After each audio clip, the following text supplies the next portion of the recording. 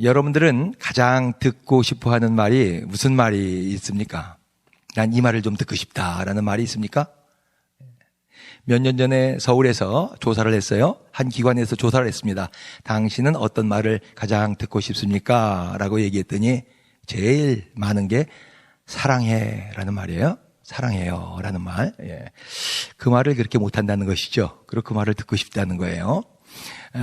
뭐 그렇게 어려운 거 아닌데요. 세 자면 되는데, 그죠? 사랑해, 사랑해요. 네 자면 되는 건데, 우리 지금 옆에 있는 사람, 앞뒤에 있는 사람한테 한번 말해 주십시다. 사랑해요, 사랑합니다. 우리 한 번만 말해 주시기 바랍니다. 간단한 말인데 그게 그렇게 힘들어요? 예, 사랑해요. 예. 사람들은 사랑을 원해요. 근데 사랑할 줄 몰라요. 그리고 사랑받을 줄도 몰라요. 피터라는 학생이 있는데 초등학교 3학년 학생이거든요. 공부를 잘 못해요. 그리고 숙제를 해오는 법이 없어요. 그래서 몇 달 뒤에 담임 선생님이 이제 부모를 불렀거든요. 근데 아버님이 오셨어요. 아버지가 영어도 잘해요. 근데 그분이 그러는 거예요. 뭐 얘가 좀 공부도 안 하고 그래서 문제가 있습니다.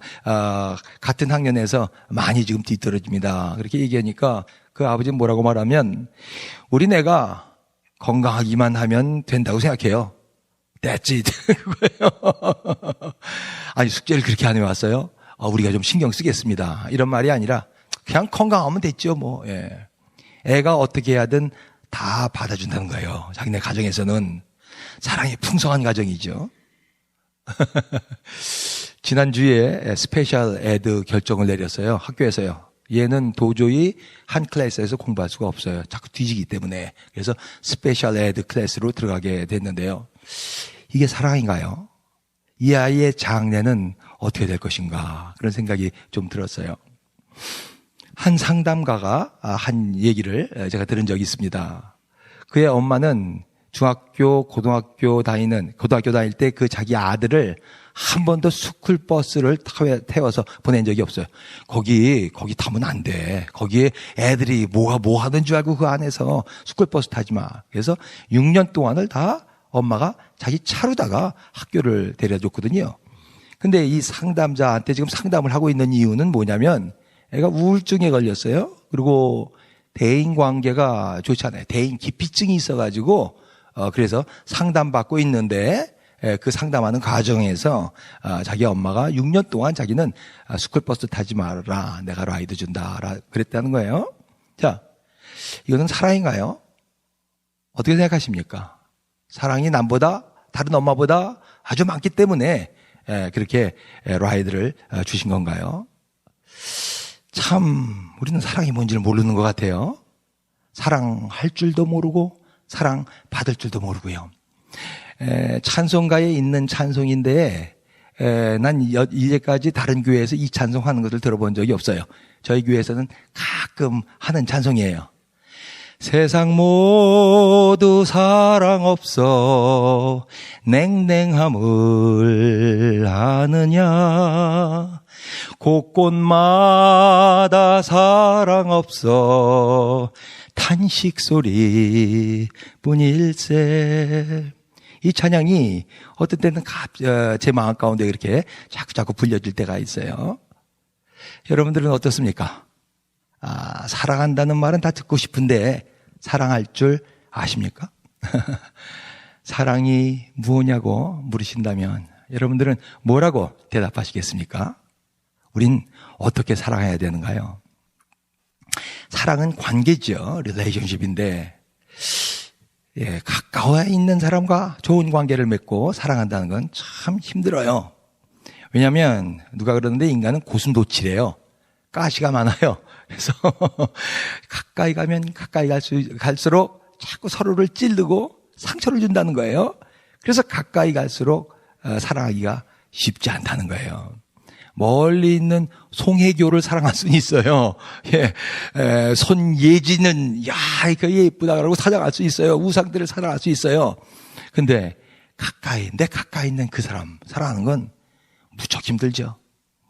제가 금요일 날도 말씀드렸는데 어떤 보트에 각국 사람들이 타고 있었어요. 근데 배가 고장이 났어요. 선장이 한 3사람 정도만 없으면은 배가 그래도 안전할 것 같다 하고 그랬어요. 3사람 정도가 바다에 빠져야 되는데 누구가 빠질 수가 있나요? 근데 영국 사람이요. 우리는 젠틀맨이에요. 신사예요. 그러면서 바다에 펑장 빠졌어요. 희생한 거죠. 그랬더니 프랑스 사람이 그 옆에 있다가요. 프랑스 사람은 영국 사람한테 지기를 그렇게 싫어하는 사람들이거든요. 프랑스 사람이 우리도 영국 사람 하는데 지지 않습니다. 그러면서 프랑스 사람 하나 빠졌어요.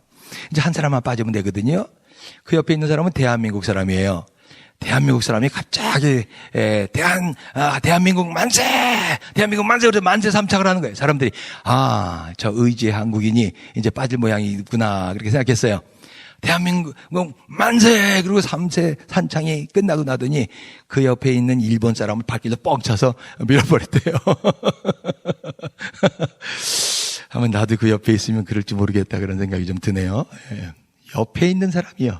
옆에 있는 사람 살아간다는 거 참 힘들어요. 옆에 있는 국가와 좋은 관계 맺는다는 거 이거 참 쉽지 않지요. 내 옆에 바로 있는 그 배우자 살아가는 거 무척 힘들죠. 무척 힘들어요. 사랑이 뭐냐? 우린 사랑에 대해서 잘못된 그런 인식들을 많이 갖고 있어요. 사랑은 저절로 된다라는 생각이에요. 내가 지금 사랑을 못하는 것은 사랑할 수 있는 대상을, 적절한 대상을 내가 못 만났기 때문에 그래 라고 생각하는 거예요. 나에게 어떤 대상, 정말 딱 맞는 사랑의 대상을, 나한테 맞는 대상을 줬다면 내가 사랑할 수 있지라고 생각하는 거예요. No, 그렇지 않아요. 사랑은 절대로 저절로 되는 게 아닙니다. 사랑에 빠진다, fall in love, 쟤 누구랑 사랑에 빠졌어, 이거는 참 사랑이 아니에요. 왕자가 어떤 여자를 봤어요. 신데렐라를 봤어요. 보자마자 사랑에 빠졌어요. 그리고 우여곡절 끝에 그 왕자와 신데렐라는 결혼했어요. 그 다음에는 어떻게 됐을까요? 여러분 끝까지 행복했을까요? 이 가정이요? 심리학자들은 그렇게 말해요. 아마 99.9%는 아마 실패한 가정일 것이다. 첫눈에 사랑이 빠지는 게 아니라는 것이죠. 로미오는 줄리엣을 보자마자 사랑을 했어요. 자, 만약에 두 사람들이 죽지 않고 서로 사랑을 하고 가정을 가졌다면 그 사람들은 그러면 끝까지 사랑할 수 있을까? 심리학자들은 그렇게 얘기해요. No, 그 사람들은 사랑하기 거의 불가능하다는 것이죠. 스캇 팩에 아직도 가야 할 길 아마 본 사람도 있을 거예요. 그리고 젊은 사람들 꼭 보라고 권해드리고 싶어요. 찬이도 한번 보라고 싶고 준영이도 좀 보라고 권하고 싶어요. 아직도 가야 할 길. 스캇 팩 박사는 정신치료 상담가입니다. 이 사람이 그렇게 얘기를 해요. 거기서 참된 사랑은 자기를 확대시켜 나가는 의지다. 그렇게 얘기해요. 참된 사랑은 자기를 내 자아를 확대시켜 나가는 거예요. 여기에는 무척 힘든 노력이 필요하다. 사랑에 빠졌다는 거, 이것은 자기 확대가 아니다. 사랑에 빠지는 데는 노력이 필요하지 않다. 이거는 일시적인 자기 파괴고 퇴행이다. 이게 리트로그레이션이에요. 욕망은 참사랑이 아니다. 그런 말을 거기서 했어야 될 것이 참 많은 책이에요. 여러 번 읽어도 좋을 책이 아직도 가야 할 길. 스캇 팩 박사예요. 사랑은요, 모두가 다 원하고 있는데 우리는 보니까 사랑을 배워본 적이 없어요. 저도 소위 말하는 인류 학교를 많이 다녔는데요. 거기서 사랑을 배워본 적이 없어요. 몇 년 전에 사랑을 공부하면서 하버드 대학 교수가 쓴 사랑이란 무엇인가의 책을 읽어봤는데요. 두꺼워요, 꽤. 근데 거기서 그냥 섹스에 대한 얘기만 계속 그렇게 나오는 걸 보고 조금 실망을 했어요. 오늘 사랑이 무엇인가에 대해서 잠깐 여러분들과 공부해 보려고 합니다. 저 요한복음 총 21장으로 되어 있는데 크게 두 파트로 나눌 수가 있어요. 1장서부터 12장까지가 1부, 그리고 13장 오늘 읽은 이 본문부터 마지막 21장까지가 2부인데요. 1부에는 주로 사인이요, 기적과 이사에 대한 얘기가 있고, 그 다음에 마지막 2부 파트에서는 영광에 대한 말이 많이 나와요. 1파트 1에 대해서는 예수님이 사람들을 위해서요, 대중들을 위해서 한 사역이고 13장 이후부터는 제자들에게 집중하시는 요 두 부분으로 크게 나눠져 있는 것을 볼 수가 있어요. 지난 주일날 우리가 12장을 배웠죠. 마지막 대중사역의 마지막입니다. 마리아의 옥합 향유를 부은 것을 보면서 인본적 신앙과 신본적 신앙에 대해서 말씀을 드렸는데요. 인본적 신앙을 가지고 있으면 아무리 유다처럼 예수님을 쫓아다녀도 그 향이 옥합 붓는 것은 뭐라 그래요? 허비하고 있다. 낭비라고 생각하는 것이죠. 가난한 사람들을 그걸 도와야지. 인본주의의 신앙이에요. 신본주의 신앙과 인본주의 신앙을 구별할 줄 알아야 된다. 근데 크리스찬 중에서 인본주의 신앙이 많다라는 말씀을 여러분들이 들었는데 조금 hard한 메시지예요. 좀 어려운 메시지이기 때문에 이 말씀 듣고서 상처받는 성도님들 많지 않을까라고 싶었고 또 그리고 또 교회 나간다 그러는 사람 또 있지 않나 또 싶었는데 오늘 보니까 다 나와주셔서 참 감사합니다. 예. 이제 13장에서부터 마지막까지 특별히 17장까지는 예수님의 마지막 고별 설교 그렇게 얘기해요. 예수님이 십자가 지시기 몇 시간 전에 제자들에게 하시는 특별 설교, 마지막 말이기 때문에 유언 같은 설교이기 때문에 중요한 설교죠. 거기에서 주로 말씀하시는 것이 두 가지인데 하나는 사랑에 대한 말이고 하나는 성령에 대한 말인데요. 가만히 올해 다시 한번 이렇게 읽으면서 공부해 보니까 요 두 가지는 굉장히 밀접한 관계가 있어요. 사랑과 성령, 성령과 사랑이에요. 오늘은 사랑이 무엇인가에 대해서 잠깐 공부해 봅니다. 자, 34절 한번 읽어보시고 암기해 보시기 바랍니다. 시작. 새 계명을 너희에게 주노니 서로 사랑하라. 내가 너희를 사랑한 것 같이 너희도 서로 사랑하라. 다시 한번요. 시작. 새 계명을 너희에게 주노니 서로 사랑하라. 내가 너희를 사랑한 것 같이 너희도 서로 사랑하라. 예.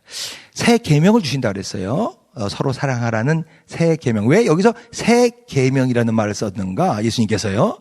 옛 계명도 있기 때문에 그래요. 옛 계명도 사랑하라는 계명이 있거든요. 어디 있냐면 구약의 레위기 19장에 보니까 내 이웃 사랑하기를 내 몸과 같이 하라라고 하나님께서 말씀하신 계명이 있어요.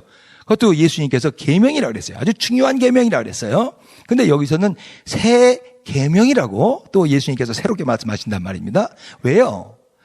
옛 계명과 새 계명은 똑같이 이웃 사랑에 대해서 말하고 있는데 그 사랑의 강도가 틀려요. 인텐시티가 틀립니다. 레위기에서는 뭐예요?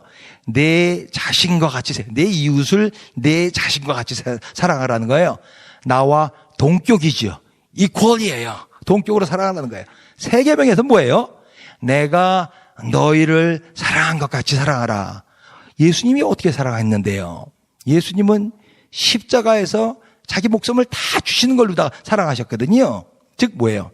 아가페 사랑이라 그러죠.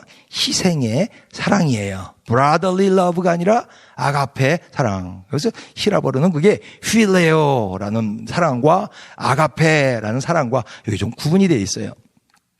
고대 히브리어예요. 고대 그리고예요. 옛 계명은 나와 동격으로 사랑하는 것이고요. 새 계명은 나보다 더 사랑하는 거예요. 나를 죽이면서 사랑하는 거예요. 첫 번째, 하나님의 사랑에 대해서 배워요. 하나님의 사랑은, 주님의 사랑은 희생하는 사랑이에요. 사랑은 주는 거예요. 본질적으로 주는 거예요. 내 유익을 얻기 위해서 하는 것이 아니에요. 내 욕망을 충족시키기 위해서 하는 것이 사랑이 아니에요. 우리는 이렇게 사랑을 할 때가 많거든요. 사무엘하 13장에 보면 다윗의 아들에 대해서 나오는데 암논이라는 아들이 나와요. 근데 암논의 의붓이요. 여동생이 또 하나 나오는데 다말이라는 여동생이 나오죠. 압살롬의 여동생이에요. 근데 암논이 이 다말을 그렇게 사랑한 거야. 다말이 그렇게 예쁘게 생겼대요. 사랑한다는 말이 13장에 보면 몇 번이나 나와요. 그래서요, 어떻게 했어요? 암논이 몰래 이 여인을 꼬시죠? 그리고 자기 침실로 들어와서, 강간할 뻔입니다. 그 다음에 어떻게 하나요? 암논이 이 다말을 사랑한다고 고백을 하고 앞으로 계속 사랑했다고 그렇게 얘기하나요? 아니죠. 발로 차버리죠. 뭐라 그래요? 나가! 문을 걸어 잠가라! 그랬죠. 사람들한테요. 들어오지도 말라고요. 그러니까 다말이 뭐라고 말합니까? 당신이 지금 행한 행위는 처음에 나한테 지금 행한 행위보다 더 악합니다 라고 이렇게 얘기를 하죠. 이건 사랑이 아니에요. 내 욕망을 충족시키려고 하는 것을 사랑이라고 하면 이건 말이 아니죠. 주님의 사랑은 희생하는 사랑이에요. 그래서 요한복음 15장에 보니까 12절 13절에서 그렇게 말씀하고 있어요. 사람이 친구를 위해서 자기 목숨을 주면은 이거보다도 더 큰 사랑이 없느니라 이렇게 얘기해요. 큰 사랑이요. 큰 사랑은 뭐예요? 나를 주는 사랑이에요. 나를 희생하는 사랑이에요. 예수님이 여기에 대한 모본을 보이셨죠. 목숨까지 주시면서 우리에게 큰 사랑을 실천하셨어요. 그렇기 때문에 예수님은 우리에게도 사랑을 명령하실 수가 있어요. 새 계명을 너에게 주노니. 계명은 명령이에요. 명령은 싫든 좋든 지켜야 되는 거예요. 꼭 지켜야 되는 거예요. 이게 계명이에요. 사랑은 여러분 계명이에요. 사랑은 명령이에요. 아니 사랑도 명령으로 되나? 감정이 이렇게 서로 올라와야지 사랑을 할 수가 있는 거죠. 어떻게 명령으로 사랑을 할 수가 있어요? 사랑은 감정 이전에 의지의 문제예요. 자, 하나님의 사랑에 대해서 배워요. 두 번째, 하나님의 사랑은 의지적 사랑이에요. 주님의 사랑은 의지의 사랑이에요. 13장 1절 우리 금요일날 배웠는데 한번 읽어보십시다. 13장 1절 말씀 다시 한번 읽어보시죠. 시작. 6월절 전에 예수께서 자기가 세상을 떠나 아버지께로 돌아가실 때가 이른 줄 아시고 세상에 있는 자기 사람을 사랑하시되 끝까지 사랑하시되. 하나님 말 참 좋아요. 자기 사람들을 사랑하시되 끝까지 사랑하시느니라. 암기할 수 있겠어요? 시작. 자기 사람들을 사랑하시되 끝까지 사랑하시느니라. 자기 사람들을 사랑하시되 끝까지 사랑하시니라. 어떻게 예수님은 지금 십자가에 돌아가시 몇 시간 전인데 자기 제자들을 끝까지 사랑할 수가 있을까요? 2절에 보니까 유다는 곧 예수님을 배반할 걸 예수님은 알고 있거든요. 곧 나가서 30양에 예수님을 팔 거 알고 있거든요. 어떻게 그 유다를 끝까지 사랑할 수가 있을까요? 38절에 보니까 베드로는 이제 나가면은 예수님을 오늘 밤에 3번이나 나 그 사람 몰라 라고 부인할 사람이거든요.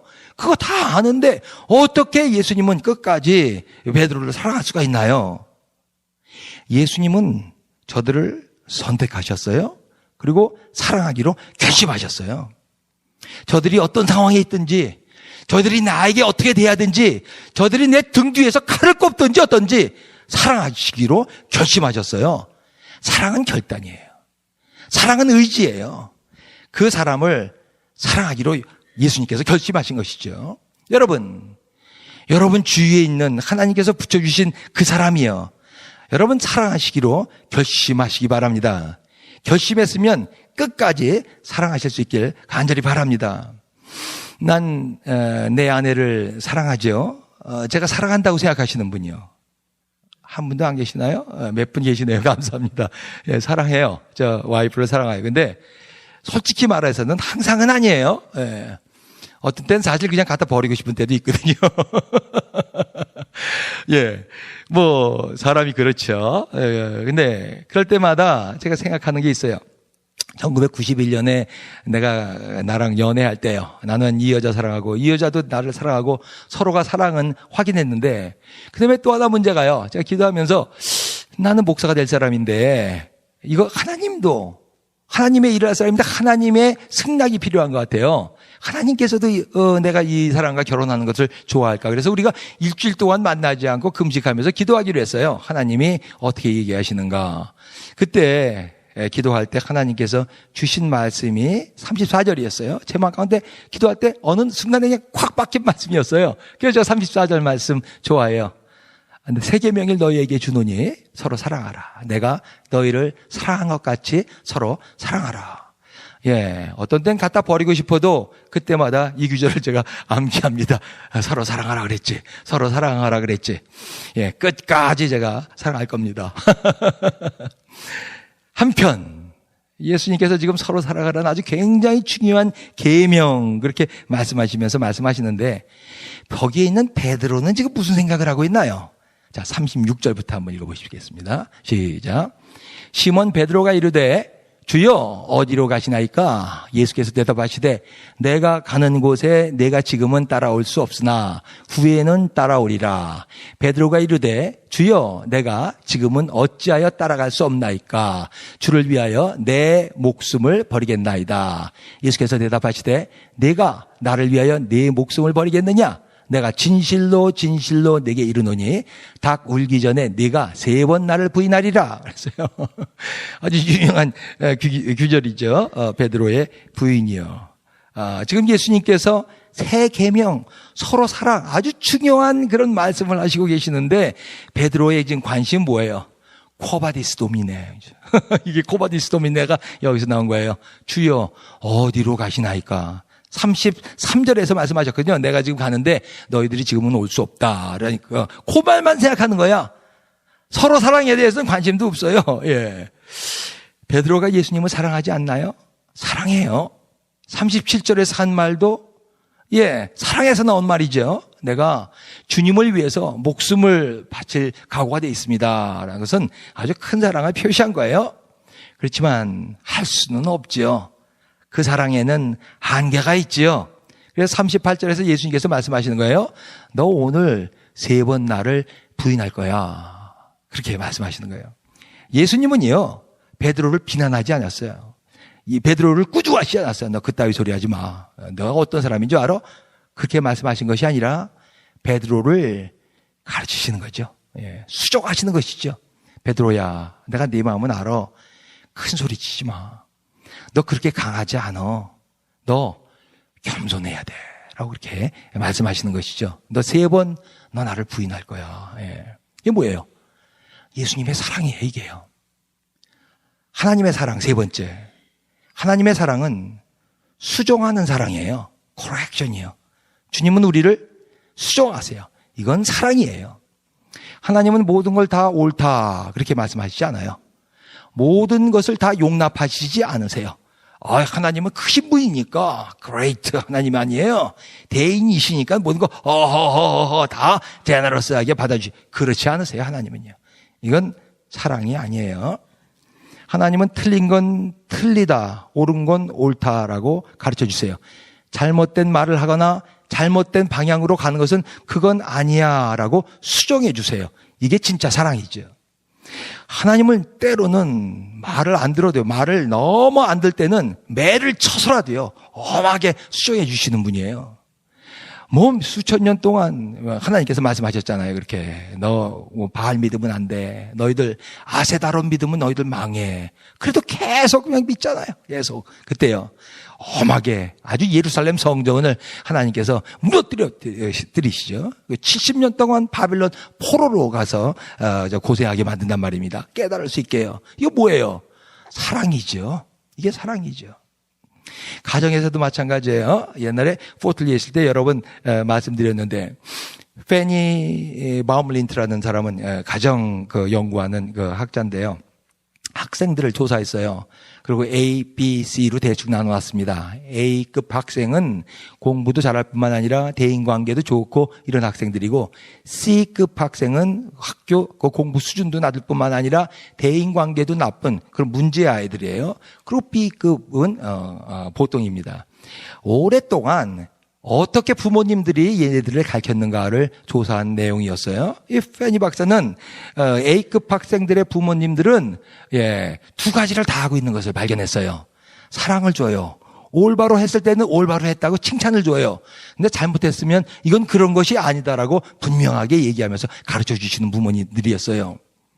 2번째 B급 학생들은요, 주로 부모님들이 고치기만 하는 거야. 너 공부 안 해? 공부해야지. 너 내일 시험인데 뭐 하고 있어? 라고 얘기하는 거야. 너 게임만 하면 어떡하니? 그래서 계속 수정만 주는 부모들이었어요. 내가 이 글 보면서 놀란 건 C급이었어요. C급 부모. 무조건 사랑만 주는 부분이었어요. 무조건. 그래. 이거는 아니라는 것이죠. 하나님은요, 이렇게 안 하세요. 하나님의 사랑은 이런 사랑이 아니에요. 다 그냥 그래 다 이렇게 하는 사랑이 아니에요. 잘못될 때는 잘못됐다라고 얘기해 주시는 분이에요. 수정한다는 거예요. 코렉션. 이거 받을 줄 알면은 축복이에요. 예? 근데 못 받으면 그 수정해 준 사람과 원수가 되기가 쉽죠.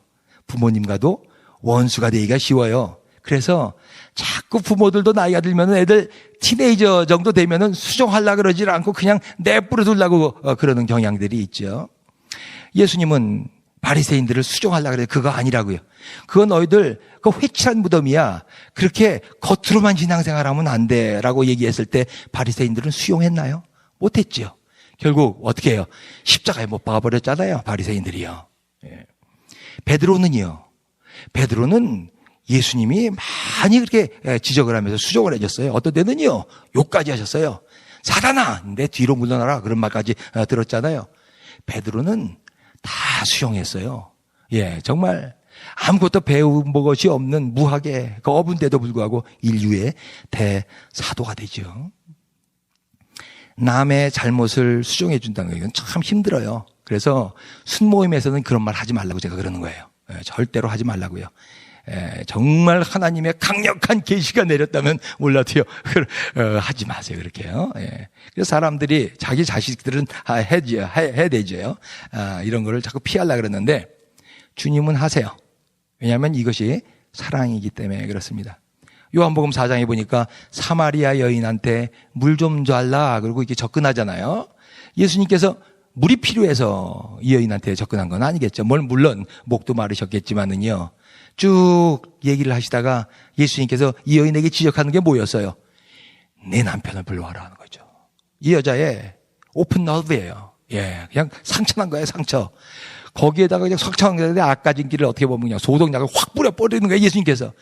내 남편을 불러와라. 벌써 결혼 6번 한 여자거든요. 이 남자, 별 남자들한테 다 이렇게 정을 줬었던 여자거든요. 너의 문제는 바로 그거거든. 그 문제가 용서되지 않고선, 그 문제가 해결되지 않고선 너 앞으로 발전이 없거든. 예수님께서는 그런 것이죠. 이 사마리아 여인이요. 예. 아니, 당신이 누군데 나한테 내 개인적인 문제를 따지는 거예요. 내가 어떻게 살든, 어떤 남자애가 살든, 결국 당신과 무슨 상관이에요. 그러면서 돌아갈 수 있어요. 이 여자는 안 그랬거든요. 예수님의 지적을 받아들였죠. 그리고 뭐예요? 예. 사마리아의 첫 번째 선교사가 되지 않습니까? 예.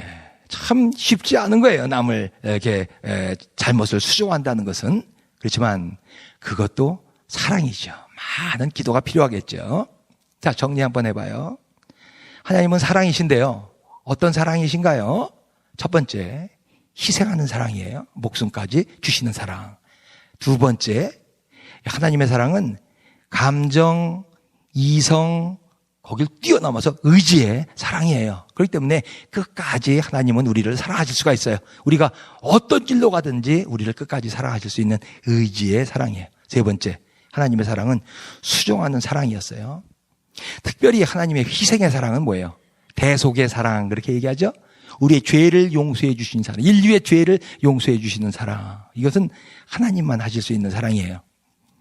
그런 적 이제 그리스도 예수 안에 있는 자에게는 결코 정죄함이 없나니 이는 그리스도 예수 안에 있는 생명의 성령의 법이 죄와 사망의 법에서 너희를 해방하였습니다. 이건 이 희생은 오직 하나님만 하실 수 있는 희생이죠.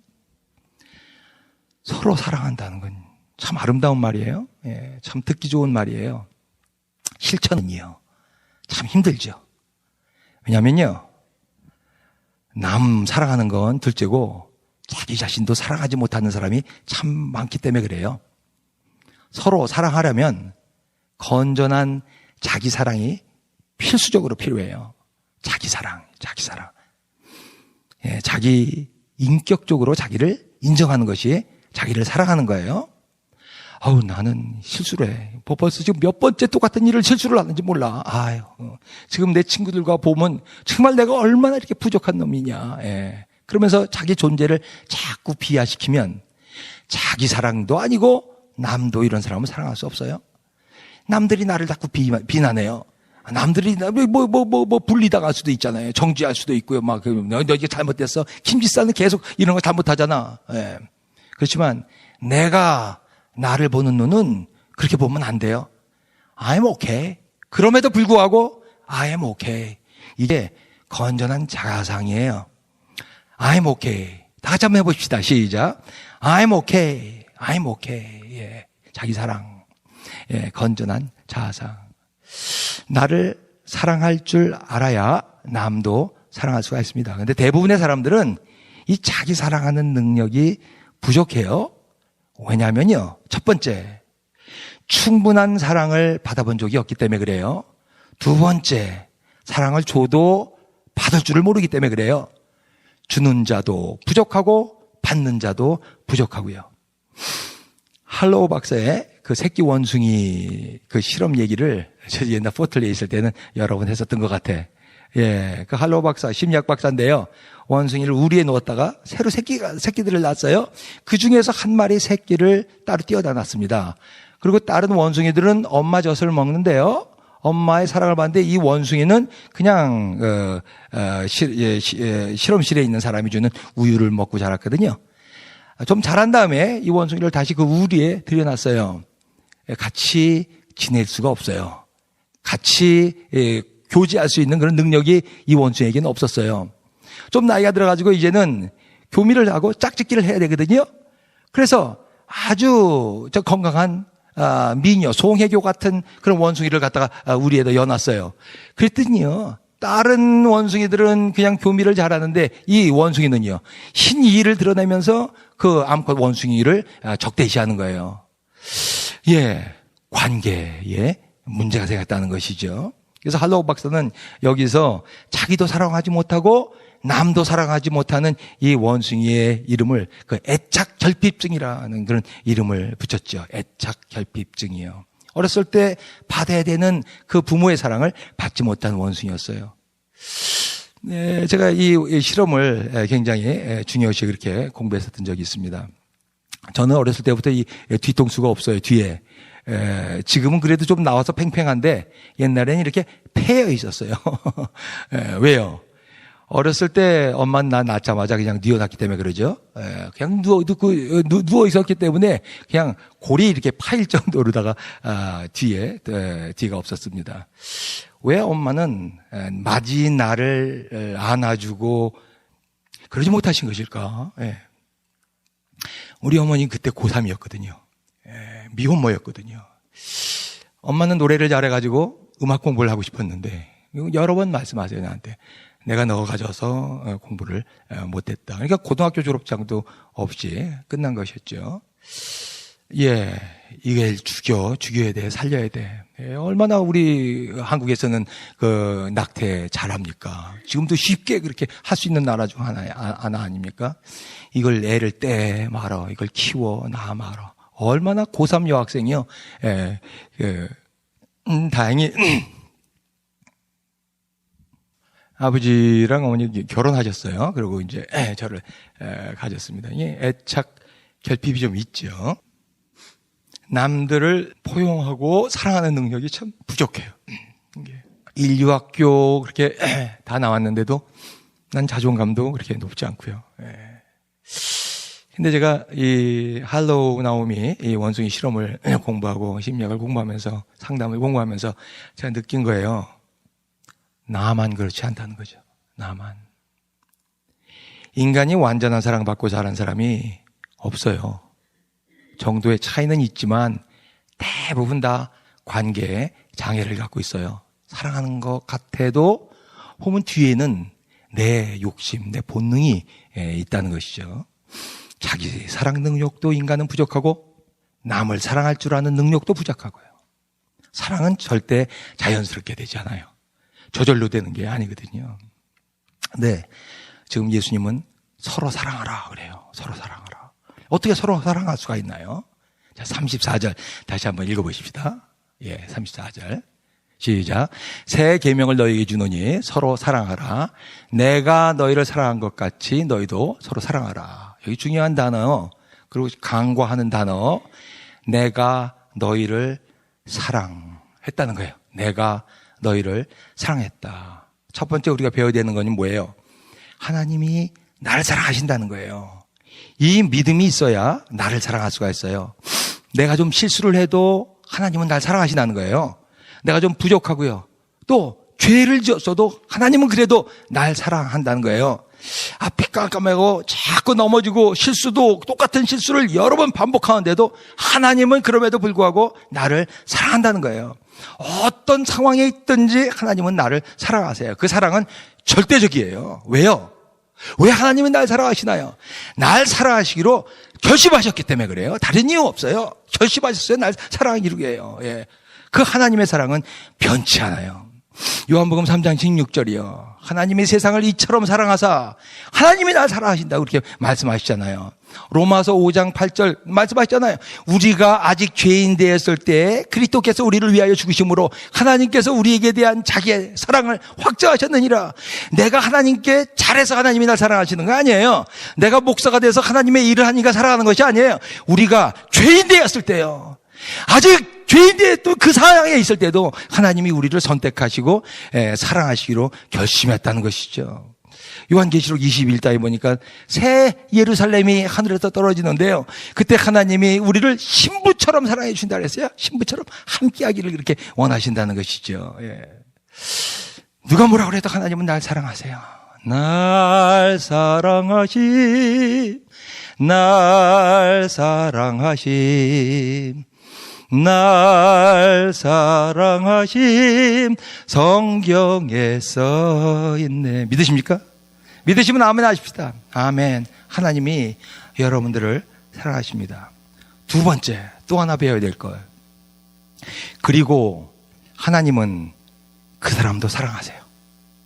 그리고 하나님은 그 사람도 사랑하세요. 여기서 내가 너희를 사랑한 것 같이라 그랬을 때 여기 너희들은 복수예요. 플로랄이에요. 나만 사랑한 것이 아니라 그 사람도 사랑하세요. 요한복음 3장 16절에서 하나님이 세상을 이처럼 사랑하사 그랬을 때 나만 그 중에서 사랑했다는 것이 아니라 그 사람도 내 주위에 있는 그 사람도 사랑하셨다는 거예요. 나는 싫어하는데 그 사람이요. 나는 그 사람 미워하고 있는데 속으로 내가 얼마나 욕하고 멸시하고 비난하는데 그 사람이요. 내가 사실 속으로 그 사람 얼마나 많이 죽였는지 알아? 얼마나 많이 살인했는지 알아? 그 사람을 위해서 하나님께서 돌아가셨다는 게 십자가에서 예수님이 돌아가셨다는 거예요. 하나님은 그 사람도 사랑하신다는 거예요. 내가 뭔데 그 사람을 미워해? 우린 그 사람 미워할 권리가 없어요. 멸시할 권리 없다고요. 그 사람 비판할 권리 없다고요. 우리는 그 사람 사랑할 의무만 있어요. 새 계명을 너희에게 주노니 서로 사랑하라. 내가 너희를 사랑한 것처럼 너희도 서로 사랑하라. 인간의 사랑은 완전하지 않아요. 여러분 배우자에게서 완전한 사랑 구하지 마세요. 그리고 여러분도 여러분의 배우자를 완전하게 사랑하는 것도 아니고요. 여러분 포도나무 교회에서 목사의 사랑을 완전한 사랑을 구하지 마세요. 여러분 자녀들에게 완전 사랑 구하지 마세요. 나이 들수록 나이 드신 분들은 자녀들의 사랑을 자꾸 구하는 것 같아요. 구하면 섭섭해져요. 나중에요. 구할 필요 없어요. 예. 사람들의 사랑은 불완전해요. 하나님의 사랑만 완전해요. 우리는요 이 하나님의 사랑을 배워야 돼요. 이 하나님의 사랑을 받아야 돼요. 그리고 이 하나님의 사랑을 힘써 행해야 돼요. 34절의 영어 성경은 You must예요. You must love one another. You must. 꼭 해야 되는 거예요. 사랑은 저절로 되지 않아요. 인간은 이기적이기 때문에 자기중심적이지 이타적이지 않거든요. 사랑은 배워야 돼요. 그리고 배울 수도 있어요. 예, 책도 많이 나와 있어요. 에릭 프롬의 책 아마 보신 분 많을 거예요. 그렇게 두껍지 않아요. 사랑의 기술이라는 책. The Art of Loving이요. 아트요. 예, 기술 배우는 것처럼요. 컴퓨터 기술 배우는 것처럼요. 자동차 운전 기술 배우는 것처럼요. 예, 사랑도 기술이라는 거죠. 경상도 남자들이 좀 무뚝뚝하죠. 근데 어떤 그 여자가 경상도 남편이랑 결혼했거든요. 예, 점점 남편이 이게 살아가는 건지 뭐 하는 건지 무뚝뚝하고 가정 문제가 많아요. 이거 같이 살아야 되는지 계속 이혼을 해야 되는지 이 문제 가운데 지금 고민하다가 두 분 다 교인들이거든요. 그래서 이 남편이 기독교 가정 상담소에서 상담을 받게 됐어요. 그리고 어느 날 거기 그 상담원이 그 남편한테 숙제를 내줬습니다. 오늘 숙제를 내줄게요. 가서요. 오늘 다음 저녁 때 오시기 전까지 부인을 꼭 한번 허기해 주시고요. 그리고 사랑해 그렇게 말씀하고 오세요. 이게 숙제입니다. 그러니까 이 사람이 이건 못합니다. 남사스럽게 난 못합니다 그런 거. 한 번도 그런 말 사랑한다는 말 해본 적이 없는데 나보고 난 그런 거 못한다는 거 있죠. 숙제입니다. 그랬어요. 다음 날 자기는 지금 회사 이제 가야 되는데 회사 갔다가 이제 또 상담소에 가야 되는데 부인은 저쪽에서 아침 끝나고 이제 그 설거지를 하고 있는데요. 이게 숙제인데. 가자마자 그냥 한번 이렇게 허구해주고 사랑해 그랬어요. 그랬더니 이거 왜 그래? 그 여자도 이런 거 받아보지 못했으니까 그냥 몸이 그냥 닭살이 돋는 거예요. 이거 왜 그래? 그러니까 숙제다. 소연아 나갔어요. 숙제를 했어요. 그래서요. 예, 그 다음 날이요. 아침 식사가 끝난 다음에 저쪽 또 싱크대에서 부인이 설거지를 하고 있어요. 또 남편이 가서 허그를 해줬어요. 그리고 사랑해 그렇게 말했어요. 부인이 숙제하는 거야? 그랬더니 이건 숙제 아니다. 난 네 사랑한다. 그 말에 그냥 그 여자가 막 통곡을 하면서 우는 거예요. 통곡을 하면서. 예. 이 남자요. 사랑이 뭔지 모르는 어쩌면 사랑을 표현을 제대로 못했던 사람인데 사랑을 배우기 시작했어요. 그러면 사랑은 배워야 돼요. 그리고 배울 수가 있어요. 가정 문제요? 깨끗하게 없어지죠. 예.